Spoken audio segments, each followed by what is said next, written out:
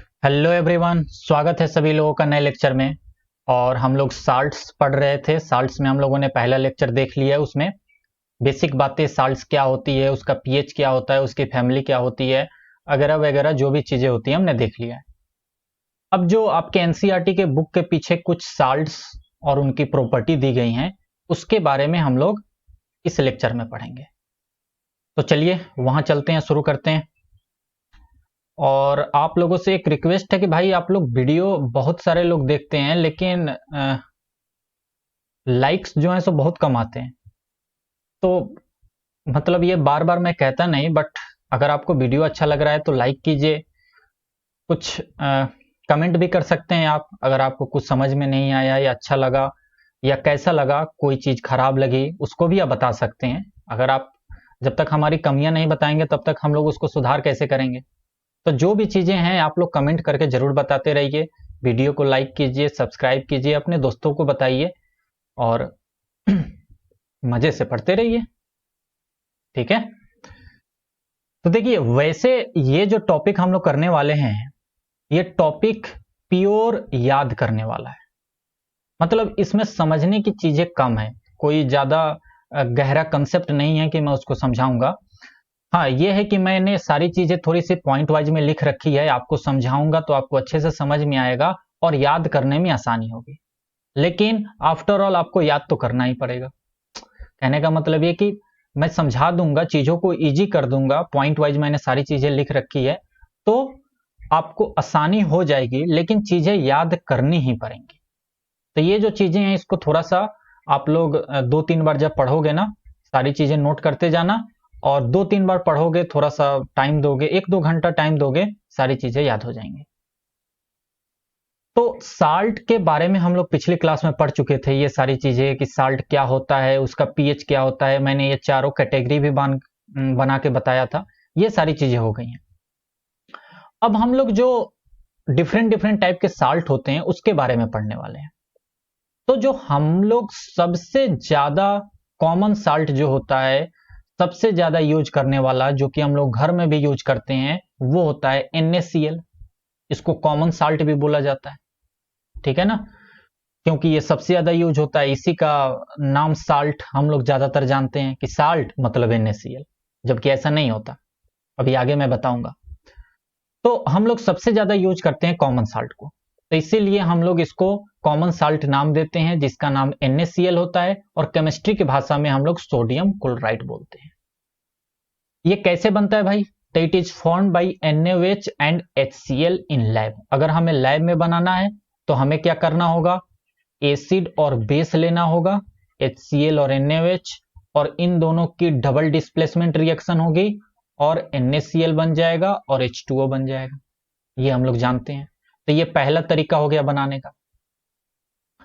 ये जो साल्ट होता है ये खाने में यूज होता है, इसीलिए इसका एक स्पेशल नाम होता है टेबल साल्ट।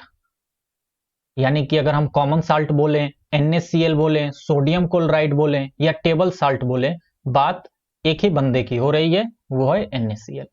ठीक है ना। Common salt is obtained from sea water by the process of evaporation. देखिए, जो हम लोग साल्ट यूज करते हैं ये सबसे ज्यादा समुद्र से निकाला जाता है इवेपोरेशन की मदद से। क्या होता है ना कि जब भी पानी जो है सो समुद्र का पानी लहर से आता है, वो 24 घंटे में 2 बार शायद आता है, तो बड़े बड़े गड्ढे खोद दिए जाते हैं, उसमें पानी भर जाता है। और उसके बाद पानी भर जाता है जिसमें कि NaCl की मात्रा भी होती है। फिर जब धूप निकलता है तो वो पानी ऊपर उड़ जाता है और NaCl हमें मिल जाता है, जहां से उसको निकाला जाता है और फिर ले जाकर उसको प्यूरिफाई किया जाता है और आयोडीन उसमें डाल के फिर सेल किया जाता है। तो सबसे ज्यादा जो सी वाटर से हमें साल्ट मिलता है। ठीक है ना। और किस प्रोसेस से? तो इवेपोरेशन की प्रोसेस से। लेकिन एक तरीका और है साल्ट प्राप्त करने का। वो तरीका होता है कि हमारे अंडरग्राउंड यानी कि हमारे जमीन के नीचे भी साल्ट्स NaCl के रूप में प्रेजेंट होते हैं, क्रिस्टल्स के रूप में प्रेजेंट होते हैं। तो वहीं मैंने लिख रखा है कि crystals of NaCl found in underground deposits, जिसको कि हम लोग एक स्पेशल नाम देते हैं रॉक साल्ट। क्या नाम देते हैं भैया?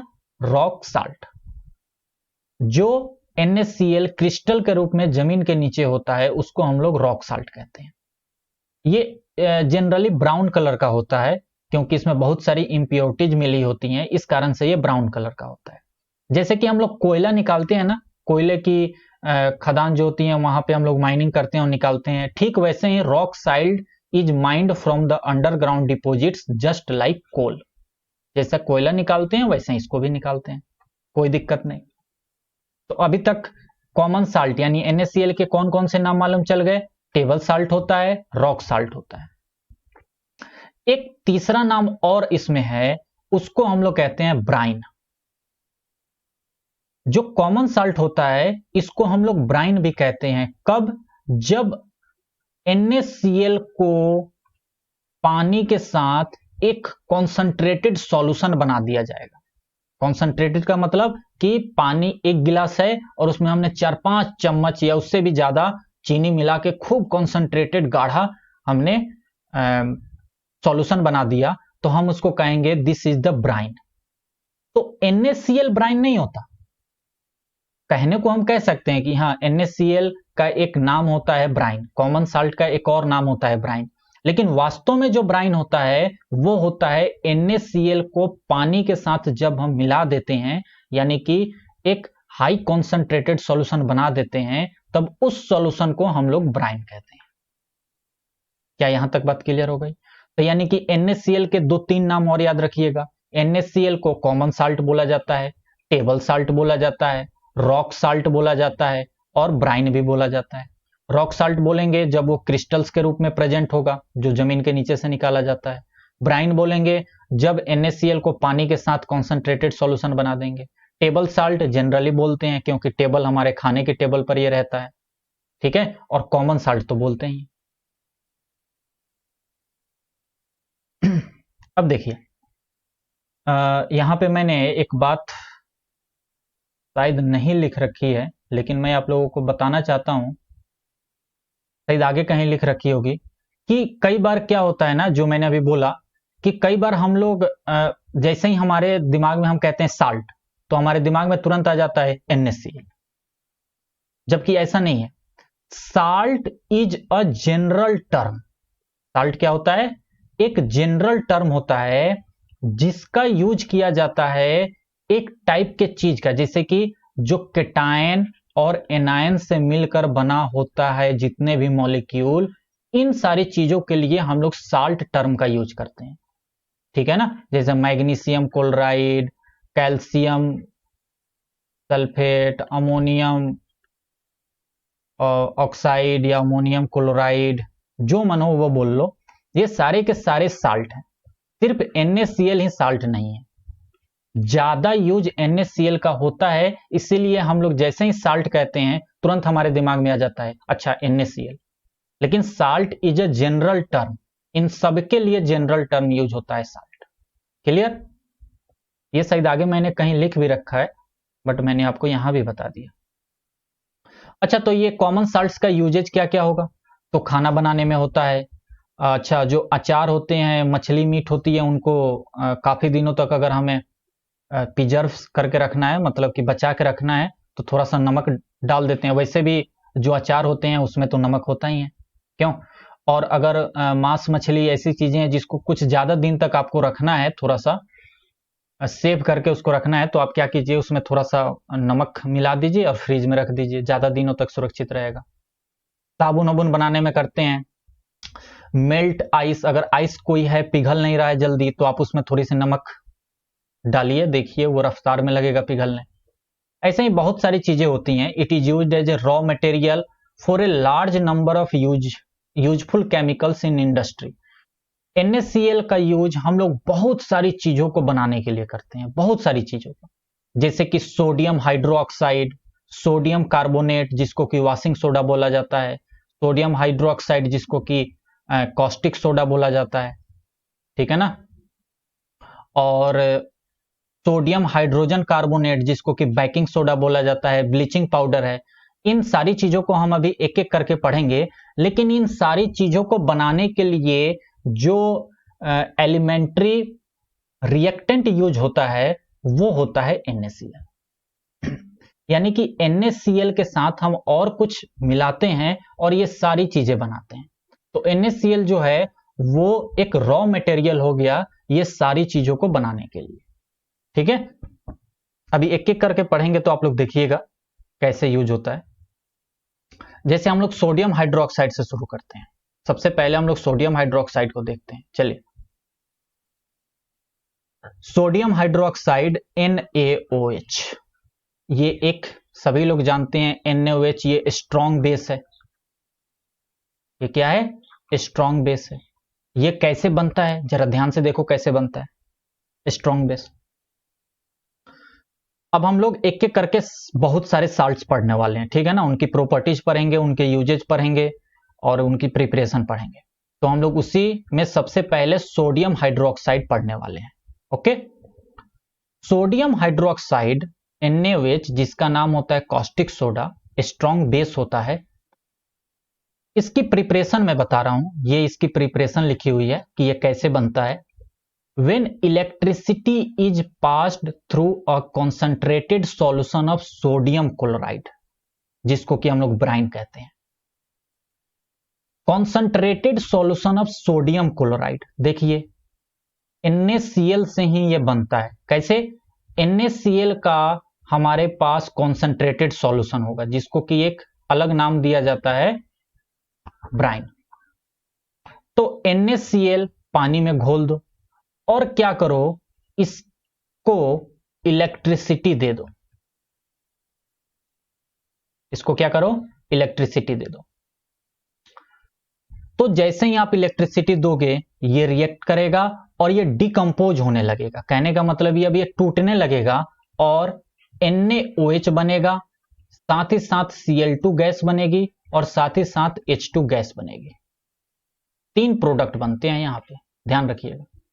NaCl को जैसे ही तुम H2O के साथ यानी कि ब्राइन सॉल्यूशन को इलेक्ट्रिसिटी दोगे ये NaOH बनेगा, Cl2 बनेगा और H2 बनेगा। ये प्रिपरेशन होता है NaOH बनाने का। इस प्रोसेस को, ये जो हमने काम किया, इस प्रोसेस को क्लोर एल्कली प्रोसेस भी कहा जाता है। क्यों?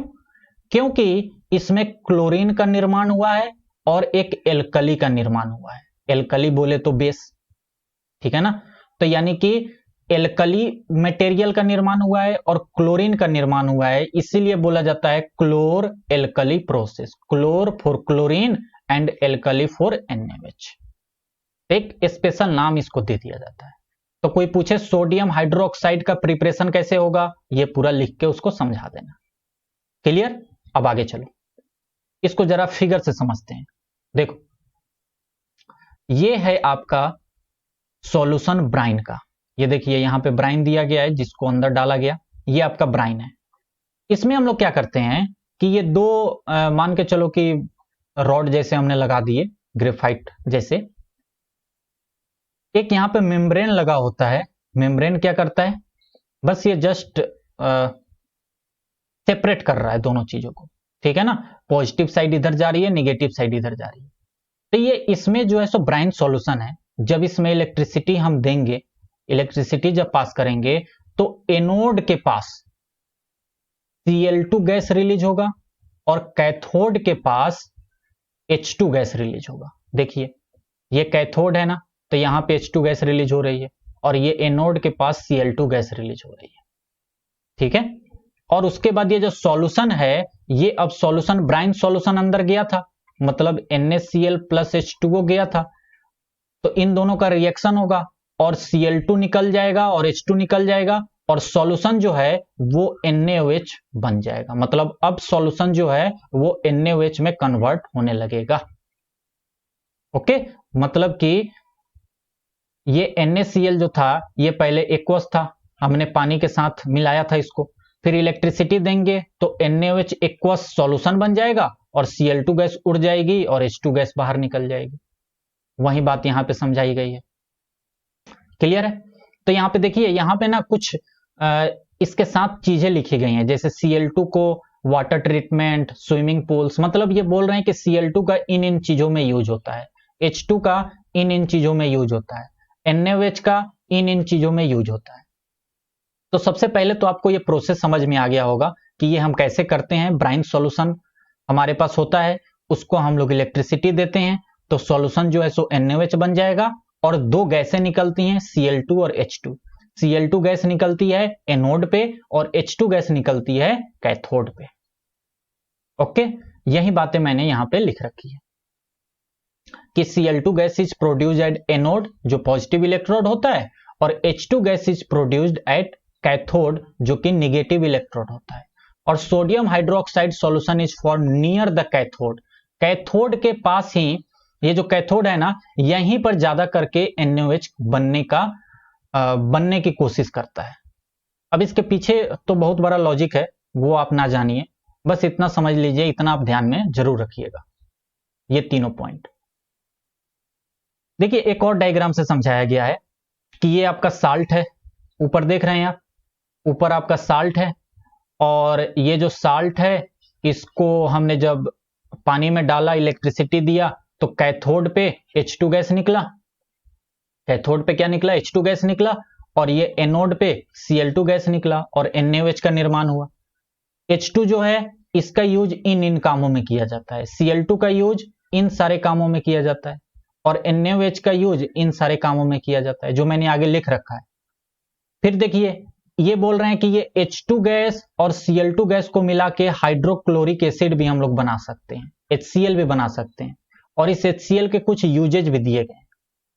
और Cl2 और NaOH को मिला के हम लोग ब्लीच भी बना सकते हैं, ब्लीचिंग पाउडर जिसको कहा जाता है, जो कि आगे अभी हम लोग पढ़ने ही वाले हैं, ठीक है ना। तो ये कुछ डायग्राम से समझाने की कोशिश की गई है कि साल्ट से ये 3 प्रोडक्ट बने और इन तीनों प्रोडक्ट से फिर 2-2 प्रोडक्ट बन गए। तो मेन हमारा रॉ मटेरियल क्या है, साल्ट है। क्लियर। तो देखिए यूजेज ऑफ हाइड्रोजन सबसे पहले करते हैं। हाइड्रोजन का यूजेज हम लोग रॉकेट्स में फ्यूल के लिए करते हैं, फ्यूल। और hydrogen is use to make ammonium for fertilisers, जैसे अमोनिया के बहुत सारे फर्टिलाइजर्स आते हैं खेतों में डालने के लिए, तो उसमें हम लोग H2 गैस का यूज करते हैं। Hydrogen is used in the hydrogenation of oils to obtain solid fats, vegetable ghee और मार्गेन जो होता है। हाइड्रोजिनेशन आप लोग थोड़ा सा आगे पढ़ोगे कार्बन चैप्टर में अच्छे से, तो वहां पे और अच्छे से समझ में आएगा कि ऑयल्स का हाइड्रोजिनेशन का क्या मतलब होता है, तो उसमें भी हाइड्रोजन गैस का यूज होता है। क्लोरीन का यूज क्या क्या है, तो क्लोरीन का यूज सबसे बेहतरीन यूज होता है वाटर की प्यूरिफिकेशन के लिए, जो हम लोग पानी पीते हैं, या स्विमिंग पूल में जो पानी रखा होता है, तो आप सोचिए वो तो स्विमिंग पूल में पानी रहता है, बहुत दिनों तक रहता है, तो वो खराब नहीं होता होगा, तो उसको हम लोग क्या करते हैं, डे बाय डे उसको हम लोग ट्रीटमेंट करते हैं क्लोरीन से, ताकि वो साफ रहे, वरना उसमें बहुत सारे बैक्टीरिया आ जाएंगे, तो बैक्टीरिया आ जाएंगे, आप उसमें नहाने के लिए कूदोगे साफ होने के लिए, बाहर आओगे तो बहुत सारी बीमारी लेकर आओगे। तो ये क्लोरीन क्या करता है कि क्लोरीन उन सारे जर्म्स को मार देता है, बैक्टीरिया को मार देता है जो कि वाटर में प्रेजेंट होते हैं, तो इसलिए क्लोरीन को हम लोग कहते हैं कि डिसइंफेक्टेंट है। ये क्लोरीन क्या होता है, डिसइंफेक्टेंट, मतलब जो जर्म्स को मार दे। बाकी क्लोरीन का भी और बहुत सारे चीजों में यूज होता है, PVC बनाने में, पेस्टिसाइड्स बनाने में, CFC बनाने में, ये जस्ट आप याद रख लीजिएगा, ठीक है ना। कार्बन चैप्टर में ये सारी चीजें थोड़े और अच्छे से क्लियर हो जाती है, आप यहां पे थोड़ा बहुत याद कर सकते हैं। NaOH का यूज डीग्रीसिंग मेटल्स के लिए किया जाता है। डीग्रीसिंग का मतलब क्या है, जैसे मेटल्स पे मान के चलो ग्रीस लग गया है, ऑयल लग गया है, तो उसको कैसे हटाएंगे, तो NaOH की मदद से, तो उसी को कहते हैं डीग्रीसिंग। या सॉफ्ट डिटर्जेंट बनाने में, हम लोग जानते हैं कि साबुन जो होता है उसमें बेस होता है, बेसिक होता है साबुन, तो उसको बनाने में यूज होता है, पेपर बनाने में यूज होता है, रेयन जैसे फाइबर बनाने में यूज होता है। तो ये 4-5 चीजें जो कि NCERT में लिख रखी है, मैंने सिर्फ वहीं लिखा है कि आपको भी ज्यादा बर्डन ना हो, और ये सारी चीजें आप लिख लीजिएगा और याद कर लीजिएगा। अब हम लोग बात करते हैं ब्लीचिंग पाउडर की। किसके, ब्लीचिंग पाउडर। तो ब्लीचिंग पाउडर अभी मैंने जैसे पीछे बताया कि ये भी NaCl से ही मिला जुला के बनाया जाता है। कैसे बनाया जाता है जरा देखिए। सबसे पहले तो इसको हम लोग नाम जान लेते हैं कि इसका नाम होता है ब्लीचिंग पाउडर, जिसका केमिस्ट्री में नाम होता है कैल्शियम ऑक्जीक्लोराइड। कैल्शियम ऑक्जीक्लोराइड, इसका थोड़ा सा याद रखना होगा, ये इसका फॉर्मूला बनता है CaOCl2, CaOCl2, calcium oxy chloride. ये देखिए, ये कैल्शियम है, ये ऑक्सीजन है, इसके लिए ऑक्जी आया और क्लोरीन के लिए क्लोराइड आया, तो calcium oxychloride. It is also called as chlorine of lime. क्यों क्यों इसको क्लोरीन ऑफ लाइम कहते हैं, जरा देखिए। ये कैल्शियम ऑक्साइड, लाइम बोला जाता है ना, चूना, क्विक लाइम या लाइम, कैल्शियम ऑक्साइड, तो ये लाइम हो गया और ये Cl2 क्लोरीन हो गया, तो इसीलिए इसका एक और नाम होता है क्लोरीन ऑफ लाइम। क्लियर? दोनों नाम समझ में आ गया, दोनों नाम याद करने में अब आसानी हो जाएगी। अब बात करते हैं कि ये बनता कैसे, इसकी प्रिपरेशन क्या है। देखिए ये नोट कर लीजिएगा दोनों बातें। देखिए प्रिपरेशन अब करते हैं।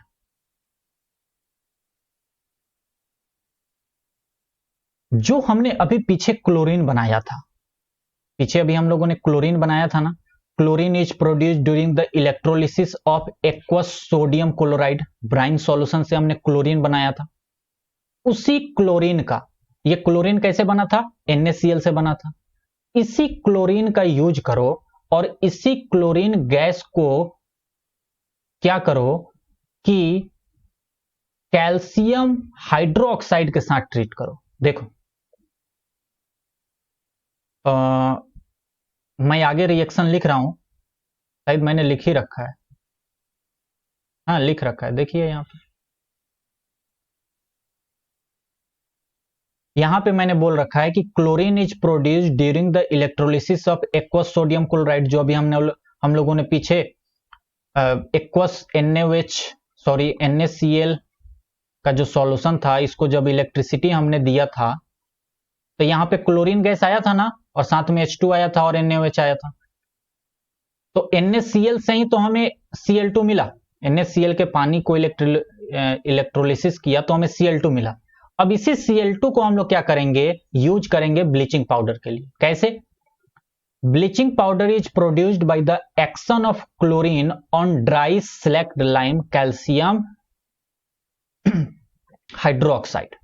जैसे ये जो कैल्शियम हाइड्रोक्साइड है, ये ड्राई होना चाहिए। सबसे पहले ये बात ध्यान रखिएगा कि कैल्शियम हाइड्रोक्साइड जो है ये ड्राई होना चाहिए, यानी कि सूखा होना चाहिए। और इसकी रिएक्शन जब हम लोग Cl2 से कराएंगे तब जाकर कैल्शियम ऑक्जी क्लोराइड बनता है और साथ में H2O निकलता है। ये जो कैल्शियम ऑक्जी क्लोराइड होता है ये येलो कलर का सॉलिड होता है,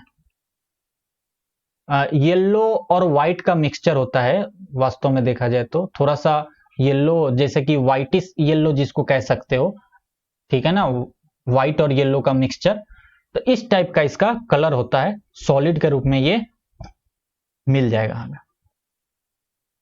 तो आपने देखा ब्लीचिंग पाउडर Cl2 का रिएक्शन हमने सिलेक्ट लाइम से किया और हमें मिला। वास्तव में देखा जाए तो ये NaCl के कारण ही मिला, क्योंकि NaCl से पहले हमने Cl2 बनाया और Cl2 से हमने कैल्शियम हाइड्रोक्साइड के साथ रिएक्शन किया तो हमें कैल्शियम ऑक्जी क्लोराइड मिला। तो ये हो गई इसकी प्रिपरेशन। सबसे पहले तो ये ध्यान रखिएगा। तो ब्लीचिंग पाउडर का नाम हमने समझ लिया, ब्लीचिंग पाउडर का हमने प्रिपरेशन समझ लिया कि कैसे ब्लीचिंग पाउडर बनता है। अब हम लोग इसके यूजेज देख लेंगे। यूजेज मैंने सेम NCERT के लिख रखे हैं। ब्लीचिंग पाउडर जो होता है आप लोग अच्छे से जानते हैं कि ब्लीचिंग पाउडर का यूज हम लोग बहुत सारी चीजों में करते हैं। कहीं पर पानी का जमाव हो जाए तो वहां पे क्या करते हैं कि ब्लीचिंग पाउडर व्हाइट कलर का जो होता है ना वो छिटते हैं। तो इसमें चूने की मात्रा होती है, क्योंकि कैल्शियम ऑक्साइड के साथ क्लोरीन मिला होता है CaOCl2, तो Cl2 का यूज किया जाता है जर्म्स को मारने के लिए। और कैल्शियम ऑक्साइड जो होता है चूना, ये भी बेसिक इन नेचर होता है, तो बेसिक इन नेचर होने के कारण ये भी थोड़ा सा ज्यादा जर्म्स को मारने में यूज होता है। तो इनका जब प्रारूप बन जाता है ब्लीचिंग पाउडर, इन दोनों को मिला के, तो इसी ब्लीचिंग पाउडर का यूज करके हम लोग बहुत सारी चीजों को प्यूरिफाई करने के लिए, बहुत सारी चीजों को साफ करने के लिए यूज करते हैं। ठीक है ना। जैसे आप लोगों ने देखा होगा ना, कभी कभी जैसे कि महामारी फैल जाती है या बहुत सारी चीजें हो जाती हैं तो एक व्हाइट कलर का छिड़काव किया जाता है सरकार के द्वारा। वो उसकी स्मेल अजीब सी आती है, तो वो जो छिड़काव किया जाता है वो ब्लीचिंग पाउडर होता है। या हम लोग भी कई बार बहुत सारी चीज़ों को साफ करने के लिए इसका यूज करते हैं, जैसे पानी की टंकी में, पानी की टंकी अगर आपकी साफ नहीं है, गंदा है, तो उसको एक बार ब्लीचिंग पाउडर से घोल से उसको धो कर देखिए ब्लीचिंग पाउडर के साथ, बिल्कुल चकाचक साफ हो जाएगा। और भी बहुत सारी चीज़ों के लिए किया जाता है, कपड़े को धोने के लिए किया जाता है, कई बार फर्श और साफ करने के लिए, या कहीं काई लग जाए, काई टाइप जो होती है ना, काई आप लोग जानते हो, जो कि फर्श पे वो ब्लैक ब्लैक और ग्रीन ग्रीन कलर का हो जाता है, तो उन सबको साफ करने के लिए ब्लीचिंग पाउडर का यूज किया जाता है। तो कॉटन टेक्सटाइल इंडस्ट्री में या लिचेन के लिए ब्लीच करने के लिए, साफ सफाई के लिए, ब्लीचिंग पेपर फैक्ट्री में भी यूज किया जाता है, क्लोथ्स में भी यूज किया जाता है। ये ऑक्सीडाइजिंग एजेंट की तरीके बहुत अच्छा काम करता है, मतलब कि दूसरे ऑक्सीडाइजिंग एजेंट, मैंने बताया था ना ऑक्सीडाइजिंग एजेंट क्या होता है, जो खुद रिड्यूस हो जाए और दूसरे को ऑक्सीडाइज कर दे, यानी कि जो ऑक्सीजन दे दे। तो ये फटाक से अपना वाला ऑक्सीजन दे देता है। ये क्या करता है ना, रिएक्शन करोगे तो फटाक से ऑक्सीजन दे देगा, दूसरे को ऑक्सीडाइज कर देगा। तो ये ऑक्सीडाइजिंग एजेंट के तरीके भी काम करता है, ठीक है। और ड्रिंकिंग वाटर को हमें जर्म से फ्री करना है तो उसके लिए भी ये काम करता है। तो हम लोगों ने ब्लीचिंग पाउडर का पूरा देखा। एक और देखते हैं इस लेक्चर में, बेकिंग सोडा, और बाकी का हम लोग नेक्स्ट लेक्चर में देखेंगे। बेकिंग सोडा एक और देख लेते हैं। इसके अलावा बचेगा वॉशिंग सोडा और थोड़े बहुत हाइड्रेटेड साल्ट के बारे में, और फिर प्लास्टर ऑफ पेरिस। तो ये 3 टॉपिक नेक्स्ट लेक्चर में देखेंगे, क्योंकि हाइड्रेटेड साल्ट थोड़ा सा टाइम लेने वाला है। तो देखिए बेकिंग सोडा क्या होता है। तो बेकिंग सोडा का मतलब होता है खाने वाला सोडा। जो हम लोग खाने के लिए सोडे का यूज करते हैं, आपने सुना होगा ना, अरे भैया थोड़ा इसमें सोडा डाल दो, अरे खाने में थोड़ा सोडा डाल दो। खाने में सोडा डाल देते हैं किस लिए? खाने को थोड़ा सा टेस्टी बनाने के लिए भी, या खाना जल्दी पक जाए इसके लिए भी। तो it is commonly used in the kitchen for making tasty crispy pakoras, या बहुत सारी चीजों को बनाने के लिए, पकौड़ा और पता नहीं क्या क्या चीजें बनती हैं, उसमें थोड़ा सा सोडा अगर डाल दोगे ना तो खाने का स्वाद थोड़ा बढ़ जाता है, टेस्टी हो जाता है। या अगर आपको खाना तेज बनाना है, जैसे कि मान के चलो छोला होता है ना, छोला, छोला, LA छोला, अरे ये देख लो यार, छोला होता है, या आपका चना होता है, ये आप कुकर में डाल के सीटी पर सीटी दिलवाते हो, 4-5 सीटी दिलवाते हो तो जाके ये अच्छे तरीके से पक पाता है। लेकिन उसी में थोड़ा सा आप क्या करो, खाने वाला सोडा डाल दो, 3-4 सीटी में ये बिल्कुल धनाधन पक जाएंगे। तो खाने वाले सोडे का यूज समझ में आ गया, खाने को टेस्टी बनाने के लिए और खाना जल्दी बनाने के लिए। लेकिन सबसे पहले तो इसकी प्रिपरेशन देखते हैं कि आखिर ये बनता कैसे है, ठीक है। तो इसकी प्रिपरेशन के बारे में बात करें तो ये जो बेकिंग सोडा होता है, is prepared by passing CO2 through NaCl solution. NaCl solution यानी कि ब्राइन, NaCl को पानी में मिला दोगे तो ब्राइन ही हो जाएगा। सेचुरेटेड विथ अमोनिया NH3, मतलब अगर हमारे पास NaCl पानी में मिला हो, मतलब कि ब्राइन सॉल्यूशन हो,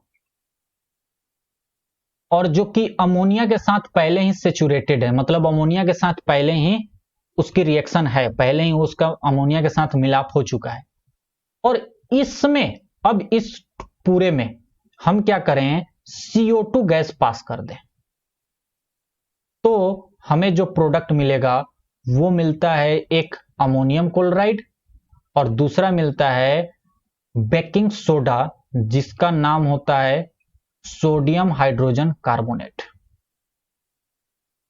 सोडियम हाइड्रोजन कार्बोनेट, क्लियर। तो प्रिपरेशन कैसे हुई समझ में आया। ब्राइन सॉल्यूशन लीजिए जो कि पहले से अमोनिया के साथ हो, और उसमें CO2 गैस पास करवा दीजिए तो अमोनियम क्लोराइड बन जाता है, और सोडियम हाइड्रोजन कार्बोनेट, ये नाम आप लोग पहले से जानते हो, सोडियम हाइड्रोजन कार्बोनेट या सोडियम बाइकार्बोनेट बन जाता है, और यही होता है आपका बेकिंग सोडा। यही क्या होता है आपका baking soda, sodium hydrogen carbonate.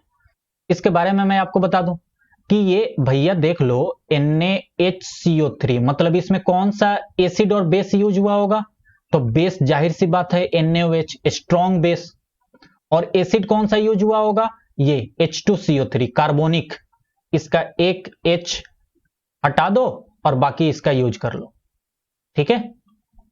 तो ये प्रोडक्ट बना होगा, यानी कि वीक एसिड, वीक एसिड।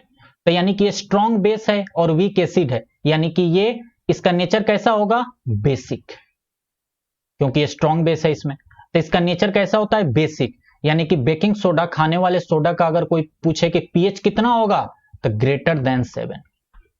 इसका पीएच कितना होगा? Greater than 7। ये बातें लिख लीजिएगा यहां पे, पॉइंट पॉइंट में करके ये सारी बातें लिख लीजिएगा, या पहचानने तो वहीं जाएगा अगर दे देगा NaCO3 का पीएच 7 से ज्यादा है कि 7 से कम है, तो आप बता दोगे। लेकिन बेकिंग सोडा का बोल दे कि बेकिंग सोडा का पीएच 7 से ज्यादा है कि कम है, तो बेकिंग सोडा का फॉर्मूला याद होना चाहिए आपको कि NaCO3 होता है। ओके, आगे चलते हैं। अब इसका यूजेज देखते हैं। अच्छा, मैं आप लोगों को बता दूं, एक दो बात और ध्यान में रखिएगा इसके बारे में, इसी के बारे में नोट कर लीजिए कि ये जो बनाया गया है, ये एक और तरीका होता है बनाने का, ठीक है ना। इट ऑल्सो प्रिपेयर्ड बाई, मतलब एक और तरीका होता है बेकिंग सोडा बनाने का, वो होता है by passing CO2 through aqueous, AQUOUS, EOUS, aqueous sodium carbonate solution. मतलब सोडियम कार्बोनेट सॉल्यूशन है, उसमें CO2 पास कर दोगे तो तुम्हें डायरेक्ट सोडियम हाइड्रोजन कार्बोनेट बन जाएगा। क्योंकि ये एक्वस है तो इसमें पानी की भी मात्रा होगी ही, वो लिखने की जरूरत नहीं है। तो इस तरीके से भी एक बनाया जा सकता है, एनसीईआरटी में नहीं लिखा है, बट आप अलग से ये बात ध्यान में रखिएगा। एक बात और ध्यान में रखिएगा कि जब हम बेकिंग सोडा को हीट करते हैं तो हमें सोडियम कार्बोनेट मिलता है, और उसी सोडियम कार्बोनेट को जब CO2 पास कर दोगे तो बेकिंग सोडा मिलता है। ये मतलब थोड़ा सा इस बात को याद रख लीजिएगा, क्योंकि आगे ये यूज भी होगा वॉशिंग सोडा में। व्हेन बेकिंग सोडा हीटेड, मतलब NaHCO3 को जब हम लोग हीट करेंगे तो क्या होगा? हमें सोडियम कार्बोनेट मिलेगा, एक्वस कह सकते हैं एक्वस, या एक्वस नहीं लिखना चाहो तो यहां पानी लिख दो, और CO2 गैस प्रोड्यूस होगा। और ये रिवर्सिबल भी है, मतलब Na2CO3 जो कि पानी के साथ सॉल्यूशन है, इसको जब CO2 के साथ रिएक्शन कर दोगे तो ये NaCO3 बन जाएगा। तो ये बात ध्यान रखना, क्योंकि इसका मैं अगली क्लास में यूज करने वाला हूं Na2CO3 का। तो ये बात ध्यान रखना, अगर मैं बोलूं कि Na2CO3 का ये काम होने वाला है, तो Na2CO3 कहां से आया? NaHCO3 को हीट करके, सोडियम हाइड्रोजन कार्बोनेट को हीट करके सोडियम कार्बोनेट बना। आगे चलते हैं, ये बातें आगे आएंगी, फिर से परेशान मत होइएगा। अब हम बात करते हैं कि बेकिंग सोडा के क्या क्या यूजेज हैं। बेकिंग सोडा के क्या क्या यूजेज हैं? तो किचन में यूज होता है, मैंने बता ही दिया, टेस्टी खाना बनाने के लिए और जल्दी खाना बनाने के लिए। अच्छा, चूंकि ये बेसिक होता है तो इसीलिए इसको एंटीसाइड के तरीके के भी यूज करते हैं, to remove acidity of the stomach, just like milk of magnesia. जैसे मैंने बताया था ना, milk of magnesia, magnesium hydroxide, पेट में आपके एसिडिटी हो जाए तो आप क्या कीजिए, मिल्क ऑफ मैग्नीशिया युक्त दवा लीजिए। जब आप दुकान पर जाओगे तो वैसा ही दवा देगा जिसमें मिल्क ऑफ मैग्नीशिया होगा, तो वो जैसे ही आप खाएंगे आपकी राहत हो जाएगी। लेकिन मान के चलिए दुकान दूर है, दुकान है ही नहीं, आपको पेट में एसिडिटी हो रही है, तो अगर आपके घर में खाने वाला सोडा है तो थोड़ा सा बिल्कुल हल्का सा लेकर, ये नहीं कि एक फक्का इतना सारा लेकर खा लिए, थोड़ा सा लेकर उसको पानी के साथ खा लीजिएगा, आपको आराम जरूर मिलेगा। ठीक है ना, ये मतलब देसी जुगाड़ है एक प्रकार से, समझ लीजिए। तो उसमें भी इसका यूज होता है। सोडा एसिड फायर एक्सटिंग्विशर्स, आग को बुझाने के लिए भी इसका इस्तेमाल किया जाता है, ठीक है ना। कैसे? सोडा एसिड, मतलब बेकिंग सोडा को एसिड के साथ रिएक्शन करते हैं, बेकिंग सोडा NaHCO3, इसकी रिएक्शन एसिड से करा दो। ये सोडा हो गया, बेकिंग सोडा हो गया, और इसकी रिएक्शन एसिड जैसे कि H2CO3 H2SO4 के साथ करा दो, तो क्या होगा? एसिड के साथ, मैंने पहले भी बताया था कि कार्बोनेट या बाइकार्बोनेट की रिएक्शन कराओगे तो CO2 गैस जरूर प्रोड्यूस होगा, और साल्ट बनेगा और वाटर बनेगा, बताया था ना। तो ये जो CO2 गैस प्रोड्यूस हुआ, इसी गैस का यूज किया जाता है आग को बुझाने के लिए, तो इसीलिए कहा जाता है कि सोडा एसिड फायर एक्सटिंग्विशर्स। तो ध्यान रखिएगा, ये आपके एनसीईआरटी में सबसे लास्ट वाली एक्टिविटी दी भी गई है, सबसे लास्ट वाली एक्टिविटी भी दी गई है, इसका डायग्राम बना के दिखाया गया है, आप वहां पे पढ़िएगा। मैंने जो बोला यही वही बातें वहां लिखी गई हैं कि CO2 गैस प्रोड्यूस होता है और उसी CO2 गैस का यूज आग को बुझाने के लिए किया जाता है। क्लियर? जिसका नाम होता है soda acid fire extinguisher. Soda acid क्यों? क्योंकि बेकिंग सोडा और एसिड से मिलकर यह बनना होता है, ठीक है। और जो गैस इन दोनों से मिलकर बनता है, उसी गैस का यूज हम लोग आग को बुझाने के लिए करते हैं। आगे चलिए। बेकिंग सोडा का यूज बेकिंग पाउडर बनाने के लिए भी किया जाता है। बेकिंग पाउडर ही एक्चुअल में हम लोग अपने घरों में यूज करते हैं, हम लोग बेकिंग सोडा डायरेक्ट यूज नहीं करते हैं, बेकिंग का पाउडर हमारे घर में आता है जिसका हम लोग यूज करते हैं। तो बेकिंग सोडा से बेकिंग पाउडर कैसे बनता है?